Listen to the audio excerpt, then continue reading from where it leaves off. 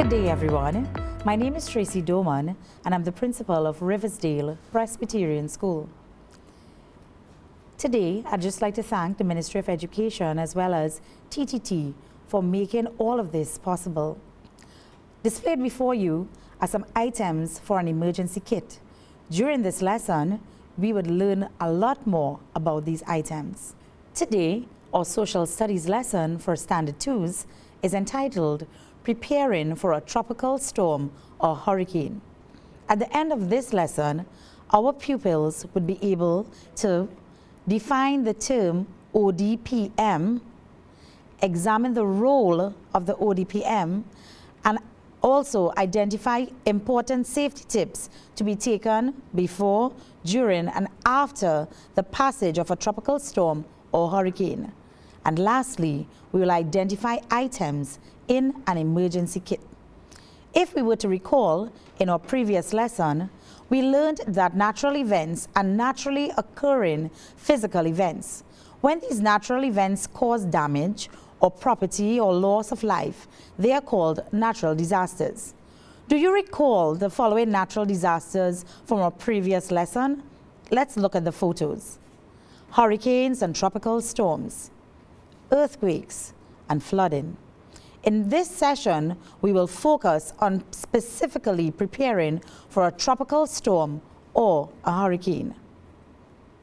Have you, boys and girls, ever experienced a tropical storm or hurricane? Look at the photo below. How did you feel? Were you afraid? What did you do in order to remain safe during a storm or a hurricane? Let's do a quick recap. Tropical storms and hurricanes are similar in their makeup, but they are very different based on their level or intensity. A tropical storm, a body of clouds that move in a circular motion with wind speeds between 63 and 117 kilometers per hour. Hurricanes occur when this body of clouds become larger and winds are beyond 118 kilometers per hour. As we prepare for a tropical storm or hurricane, boys and girls, we need all hands on deck. As we prepare for a hurricane, we need the cooperation of our government, individuals, families, and communities.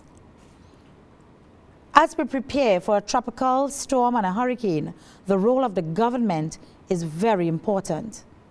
The ODPM, as you heard mentioned, this is the Office of Disaster Preparedness and Management. It is a division of the Ministry of National Security. What is the ODPM and what do they do?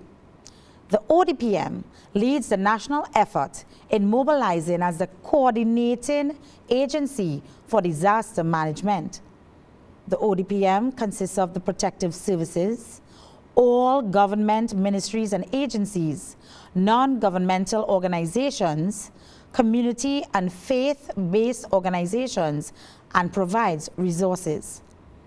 The role of the ODPM is a very important one. The ODPM educates the public through advertisements, brochures, and print media.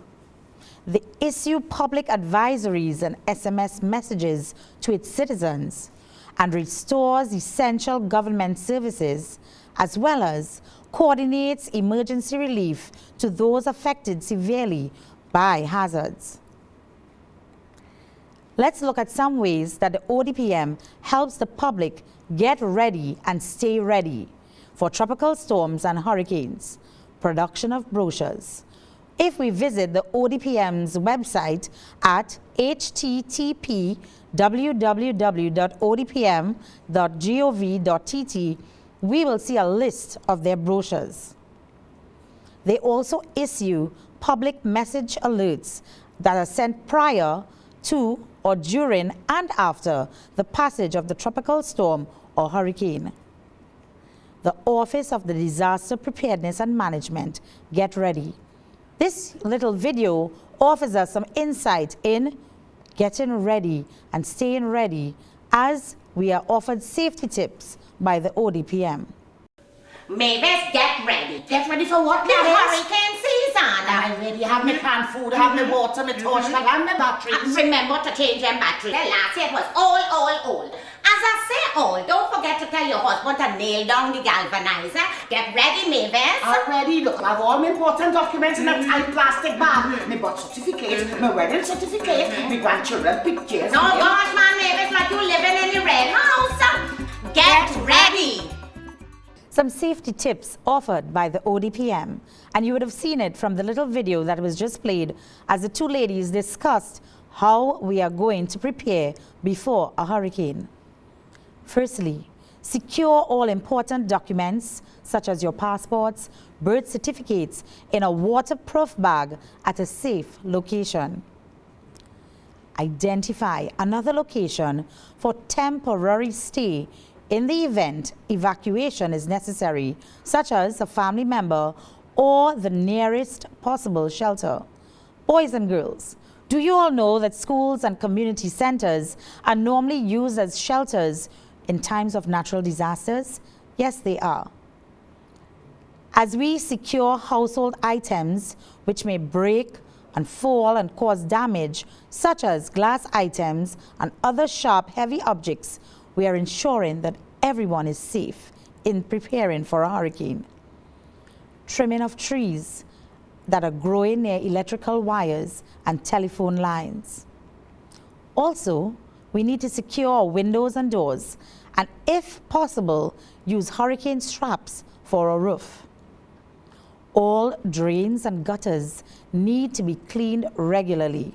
As we remember the items that are displayed before us and we prepare an emergency kit, we first need to look at the items that we may need, such as first aid items, a battery-operated radio, food and water to last us at least 7 days, small tools, gloves, and a flashlight.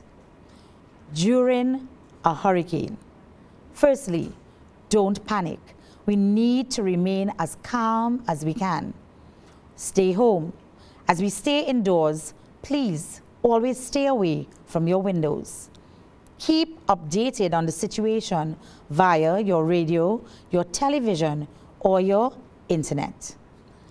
After the hurricane, we need to ensure that all members of our family are accounted for.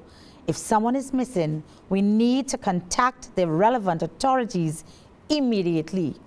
Boys and girls, remind your parents to prepare a list of important contact numbers in case of an emergency.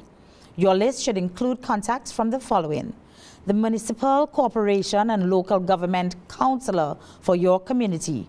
This is the first line of response, as well as utility companies. Who can we contact in the event of an emergency? The police. We all know that number 999. The fire services, their phone number 990. An ambulance, we call 811. And the Tobago Emergency Management Agency, their call center's number is 211. After a hurricane, there are certain steps that we have to follow if we want to remain safe. We have to boil our water unless we are told it's safe to drink. We are to avoid or limit our contact with any flood water. If there are electricity lines or poles that are downed, we have to stay clear of them and report them to the relevant authorities. We also lend our assistance or special populations such as children, elderly, and differently abled to ensure that all members remain safe. Let's engage in a little activity. Can we name one activity that is done either before, during, or after to prepare for a hurricane by the following? 1. As an individual, what can we do? As a family or as a government agency, based on all that we've learned before. If we are to be responsible citizens as an individual, even as a family, and as our government agencies, we are to all work together, all hands on deck, to ensure our safety. The Hurricane Emergency Kit, boys and girls. we are going to look at some items that can be found in it. Food. Our food for an emergency kit should consist of non-perishable, easy to prepare items, at least a 3-day supply for evacuation or a 2-week supply from our home. Water. Water is very essential, at least 1 gallon per person per day.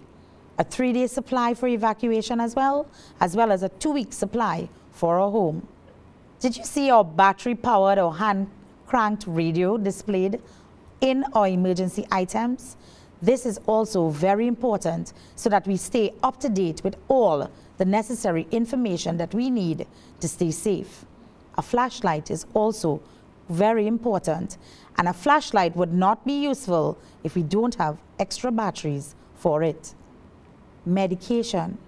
We at least need to have a 7-day supply of medication and medical items just in the event that someone is injured. A first aid kit is also very important. If we are to sanitize and ensure that our personal hygiene is met, we need to have disposable gloves and all sanitizing materials in order to do so. A knife or a cutting tool. This is also important in the event that it is needed. Extra fuel for generators and cars. This is very important, boys and girls. It's always important that we also have some extra cash because our ATMs may not be working. Your family and emergency contact information is very important. That photo that you see, we all know what it consists of. It's a cell phone. Our cell phone is also not important if we don't have its charger with it. Always ensure that your cell phone is readily charged. We now have an activity 3 that we would like to engage in. From the list of items below shown, which items should we include in a hurricane emergency kit? We have with us bottled water, raw meat, a radio, dry food, first aid bag, a flashlight, some extra batteries, candy, and sweets. Boys and girls, I have another activity for you. When you've looked at the situation, I would like you to write your answers in complete sentences in your social studies book. Let's look at this situation. Your parents have been monitoring advisories from the ODPM, and the latest bulletin has indicated that a tropical storm warning is in effect for Trinidad and Tobago. An adverse alert number 3 red level has been issued. I ask of you, boys and girls, let us list any 2 safety steps a person should do before a hurricane according to the ODPM. When we finish listing those steps, we are going to list any 2 safety steps a person should do during a hurricane according to the ODPM. Boys and girls, as we continue to remain safe during any natural disaster, I advise you and I urge you all to continue to research, look at the ODPM's website, and continue to visit as we're updated with all of the latest information. Visit learn.moe.gov.tt. We look at our school learning management system, which is SLMS, where we can find our lessons, where we help all of our students to connect and continue learning. This is the end of our presentation. Thank you.